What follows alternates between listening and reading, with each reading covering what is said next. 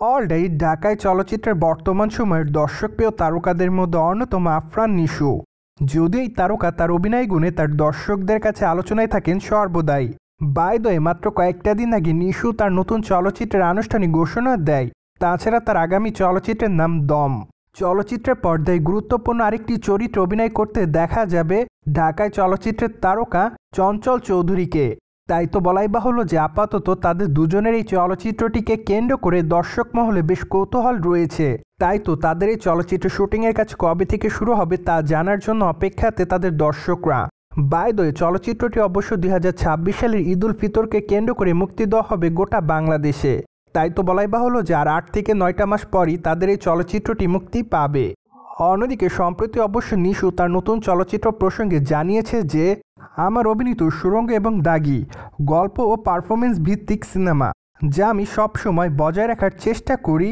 তাই তো আমি বলছি দম চলচ্চিত্রটি ওর ব্যতিক্রম হবে না। এটি একটি অনেক বড় ক্যানভাসের গল্পের চলচ্চিত্র হবে। আমি তো বলবো দম গত দুটি চলচ্চিত্রের তুলনায় অনেক বড় স্কেলের একটি চলচ্চিত্র হতে যাচ্ছে। পাশাপাশি এটিও পারফরমেন্স ভিত্তিক একটি চলচ্চিত্র হবে। সেই সাথে চলচ্চিত্রের নির্মাতা অত্যন্ত ডেডিকেটেড ও সৎ। তাই সত্যি বলতে দম চলচ্চিত্রের চ্যালেঞ্জটা নিতে আমার খুবই ভালো লাগছে। পাশাপাশি আমি অবশ্য চেষ্টা করব সেরাটা দিয়ে অভিনয় করার, যাতে চলচ্চিত্রের পর্দায় দর্শকরা আমার অভিনয় দেখে হতাশ না হয়। সো যাই হোক, সবকিছু মিলে সম্প্রতি ঢাকায় চলচ্চিত্রের তারকা নিশু তার আসন্ন চলচ্চিত্র দম প্রসঙ্গে এমনটাই জানিয়েছে সকলকে। অন্যদিকে দম চলচ্চিত্রের নিশুর লুকের অবশ্য পরিবর্তন থাকবে কিনা তা অবশ্য এখনও চূড়ান্ত করে জানা যায়নি। পাশাপাশি চলচ্চিত্রের পর্দায় তাকে কোন চরিত্রে দেখা যাবে সেটিও অবশ্য এখনও চলচ্চিত্রের নির্মাতারা চূড়ান্ত করে বলেনি।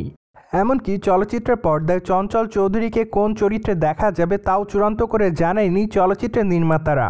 তাই তো আপাতত চলচ্চিত্রের পর্দায় সকল দর্শকরা নিশুর চরিত্র এবং চলচ্চিত্রের পর্দায় নিশুর বিপরীতে কে অভিনয় করবে তা জানার জন্য অপেক্ষাতে রয়েছে।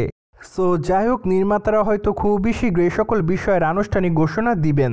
পাশাপাশি তখনই অবশ্য তারা জানাবেন কবে থেকে তারা চলচ্চিত্রের শুটিংয়ের কাজটি শুরু করার পরিকল্পনা করেছে।